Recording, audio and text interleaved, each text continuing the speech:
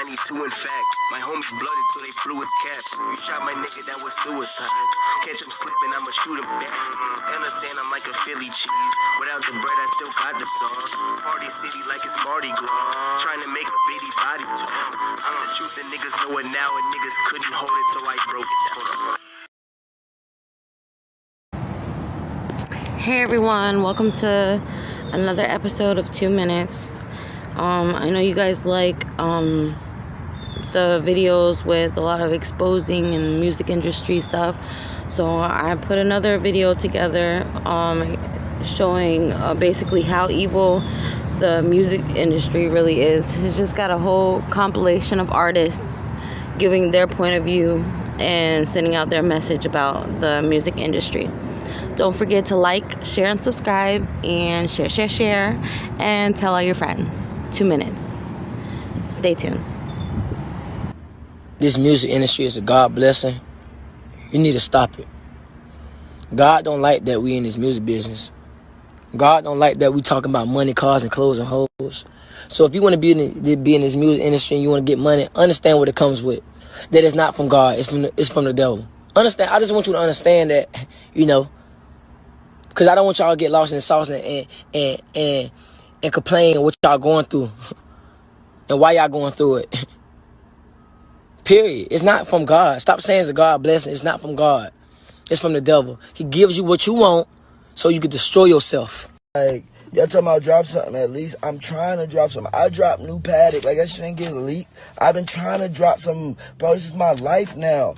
All I can do is make music and sit back and wait for y'all response and make visions to the shit. If you think I don't want to drop music, you just gotta understand. Let me tell you something. When people don't love you, they'll hold your life if you sign a motherfucking... hold that shit against you. And that go for the streets, too. Like, I know something. You ain't supposed to sign no motherfucking paper in the streets, because that's ratting. So why the fuck I even sign this shit as a deal? As soon as you sign that contract and get that money and take that money, you sold your soul. So all that mimic talking about, oh, he sold his soul, she sold his soul. If you sign that contract, and got that money, you sold your soul. Period. Point blank period. As soon as you sign that contract, you sold your soul. When you do that contract, say do all this and do all that, and if you don't do it, you're going to get put on the shelf. You sold your soul. Crazy. These people will worship and praise an artist and will not praise God. That's crazy. They will faint, they will scream, shout. Let me stop talking. Guys just want to deal. Like, even you look at the guys now, that's probably big right now with social media. I just seen they had NBA Youngboy. He's the biggest YouTuber, for his influencer. Music. Wow, influencers for his music. But think about the deals that this generation is doing. Yeah. So he did a deal. I looked at it. If I would have been on his team, he did a deal for $2 million for 5 records. So think about that. You got the money up front, but imagine what they get. Yeah. So we have to teach that to the next generation. Look at the big. I was telling somebody the other day that to be a rap artist is the most dangerous job in the world. It's more dangerous than going to war in Iraq because you're always on defense. You don't know who's who. People can get right up on you and try to do something to you. You're always getting into beef. How many times we heard rappers, tour buses get shot up this week? They wait till they get a rap deal to start packing all these guns and carrying all these guns. They wait till they get a rap deal to start using these excessive drugs. And these kids are what, 18, 19, 20? So you're not gonna sit here and tell me, oh, you've been doing this. When? This is just how rap is. People get in the game to change their life, and then they wind up being caught up with certain elements that come with the shit, and they're trying to prove they tough. That's what we're trying to say. You don't have to start that way, and we don't gotta end that way. That's counterproductive. We looked at music as an opportunity to get away from what we was doing out here. You got social media and you got a certain type of culture that basically blurs the line between being a street and being an entertainer. They not really understanding that now is the time to take your business serious and treat it as a business. Even the gangster energy, it's a part of the culture. Like hip hop music is closest thing to street culture. So you're gonna see more casualties. That energy lives. It's about 700 like unsolved murders in hip hop. For some reason, hip hop loves things that are damaged. Me being a part of it, like my damage particularly, I felt like I acquired information faster. Right now, the shift in music, if I came out now, I'd be a drill artist.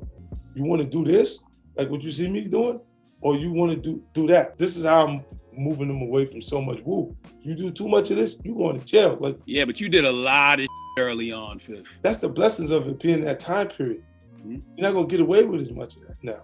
More stuff going on. Less gossip and talk about things like. See, in Florida, like everywhere I go, it's like people just like me. You know what I'm talking about? So it's like you is like your environment. So if everybody packing iron, I'm gonna have to pack iron. I'm gonna have to be on bull too. Damn, y'all kill ads. You know what I'm talking about? I don't know if they would have did the same thing to me. You gotta have people around you that say, Kodak, you don't need to be out there in the hood like that.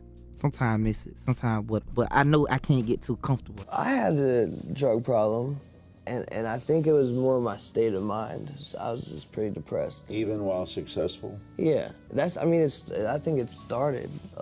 With success? I think what was, I'm 18, 19 years old, going through this for the first time, doing it very differently. That moment in someone's life where they're trying to figure out who they are and what their identity is, it just gets magnified. And I was just with that young man in New York. Mm-hmm. Wow. And just seeing his spirit and watching him do his thing and him coming to LA trying to get away. That's a low blow right here. 20-year-old. It's a fast life, and a lot of times everybody don't really understand what goes into this thing right here. This is a business, and it's trifling if you don't have the right people around you. And you gotta know who you are when you get into this industry, because the music you represents you as a person as well, until you learn how to separate the two and become him on record, him in real life. And it'd be hard to get to that part because my records are selling because I'm so real and I'm so this and I'm so that.